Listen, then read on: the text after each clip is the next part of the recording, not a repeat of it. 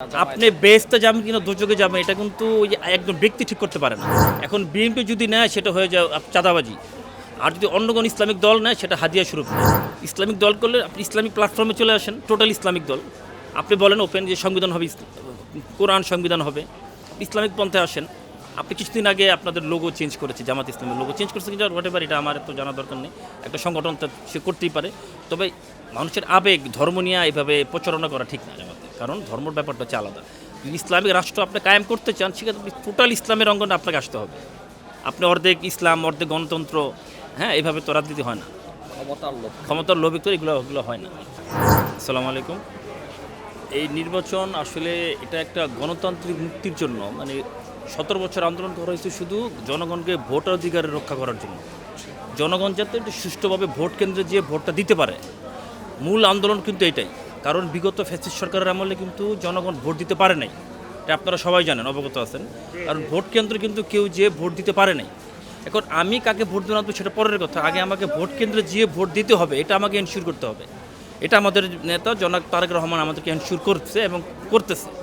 কারণ আমরা চাই যে বিএনপির ভোটাধিকার মাধ্যমেই আমাদের যাতে গণতান্ত্রিক ধারায় ফিরে আসতে পারি। আন্দোলনের আমরা যে 17 বছর যারা সবাই আন্দোলন করছে কেন, ভোটাধিকারের জন্য। এটা আমার কথা হচ্ছে আমরা যাতে নির্বিঘ্নে ভোট দিতে পারি, এটা হচ্ছে আমাদের মূল লক্ষ্য। এখন কথা হচ্ছে আমাদের বাংলাদেশের মোস্ট অফ দ্য পাবলিক আমরা কিন্তু একটু ধর্মভীরু, মানে ধর্ম কিন্তু আমাদের একটা আবেগ।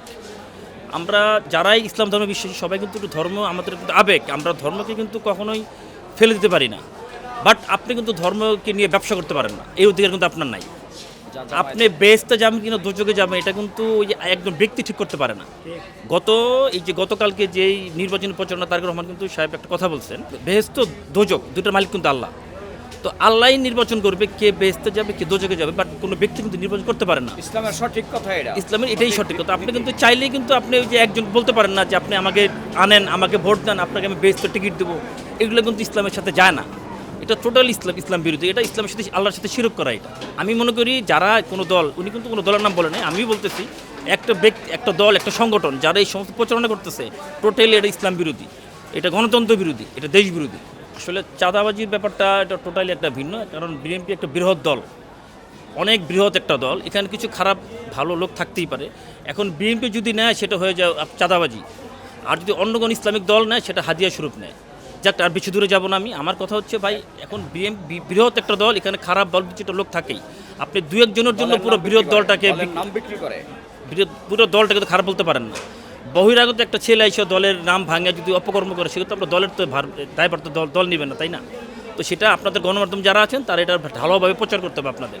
কারণ বহিরাগত এসে দলের নাম ভাঙে চাঁদাবাজি করবে, নাম করবে দলের, এটা তো হতে পারে না। কিছু গণমাধ্যম আছে, এগুলো কিন্তু আসলে আপনাদের সংস্কার হওয়া উচিত। আপনাদের আগে বুঝতে হবে সে আসলে প্রকৃতপক্ষে সে বিএনপি করে কিনা, সার বিএনপির সাথে কোনো সংগঠনের সাথে জড়িত আছে কিনা, এটা যাচাই বাছাই করে আপনাদেরকে এটা মানে গণমাধ্যমে আনতে হবে। এই মানে আপনি রাজনীতি করেন ঠিক আছে, কোনো সমস্যা নেই, গণতান্ত্রিক রাষ্ট্রে সবারই অধিকার আছে রাজনীতি করার, বাট আপনি ইসলামের নাম ভাঙাইতে পারেন না। কারণ আপনি ইসলামের নাম ভাঙা যদি রাজনীতি করেন, এটা তো ইসলামিক, তো এটা আপনাকে কিন্তু ইসলাম তো সেই শিক্ষকতা কখনই বলে না। সো আপনাকে আগে রাজনৈতিক ধারায় আসতে হবে। ইসলামিক দল করলে আপনি ইসলামিক প্ল্যাটফর্মে চলে আসেন, টোটাল ইসলামিক দল।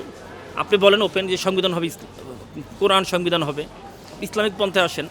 আপনি কিছুদিন আগে আপনাদের লোগো চেঞ্জ করেছে, জামাত ইসলামের লোগো চেঞ্জ করেছে কিন্তু হোয়াট এটা আমার তো জানার দরকার নেই। একটা সংগঠন সে করতেই পারে, তবে মানুষের আবেগ ধর্ম নিয়ে এইভাবে প্রচারণা করা ঠিক না জামাতে, কারণ ধর্মের ব্যাপারটা হচ্ছে আলাদা। যদি ইসলামিক রাষ্ট্র আপনি কায়েম করতে চান সেক্ষেত্রে আপনি টোটাল ইসলামের অঙ্গনে আপনাকে আসতে হবে। আপনি অর্ধেক ইসলাম অর্ধেক গণতন্ত্র, হ্যাঁ এইভাবে তো রাজনীতি হয় না। ক্ষমতার লোভ, ক্ষমতার লোভী তো এগুলো হয় না।